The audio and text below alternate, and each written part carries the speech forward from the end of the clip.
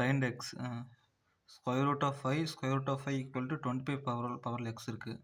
So இது நம்ம இந்த எக்ஸோட வேல்யூ கேட்குறாங்க. ஸோ நம்ம அந்த ரெண்டு பக்கமே நம்ம ஸ்கொயர் பண்ணிக்கிறோம். இப்போ இந்த ஸ்கொயர் ரூட் ஆஃப் 5 உள்ளுக்குள்ள இன்னொரு ஸ்கொயர் ரூட் ஆஃப் 5 இருக்குது.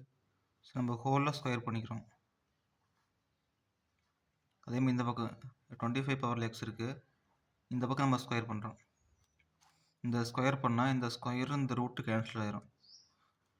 ஸோ மீதி இந்த 5 இன்ட்டு ரூட் 5 மட்டும் இருக்கும் நமக்கு. இந்த சைடு நம்ம இந்த 2 இன்ட்டு எக்ஸ் ரெண்டு நம்ம பெருக்கிக்கலாம். 2 இன்ட்டு எக்ஸ் 2xன்னு வரும். ஸோ நம்ம 5 பவர் 1 வச்சுக்கலாம் இது நம்பரை. இந்த ஸ்கொயர் ரூட் ஆஃப் 5 நம்ம 5 பவர் 1/2 எழுதலாம். இது ஃபார்முலா தான். Square root of x equal x power 1/2 நம்ம எழுதலாம்.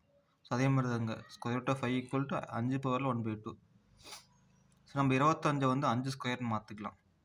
5 ஸ்கொயர் 25. ஸோ மேலே இருக்க இந்த 2x அப்படி எழுதிக்கலாம்.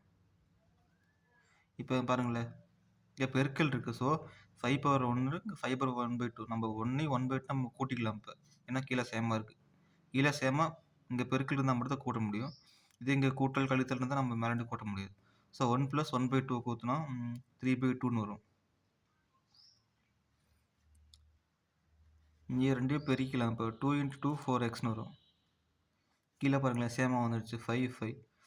ஸோ மேலே அப்படியே சேமாக தான் இருக்கும். அப்போது 3/2 ஈக்குவல் இந்த 4x. இங்கே 4 இங்கே பெருக்கல் இருக்குது, இங்கே வந்து வகுத்தல் மாறிடும். ஸோ இங்கே 4 2 8ன்னு வந்துடும். So x = 3/8. இது ஆன்சர்.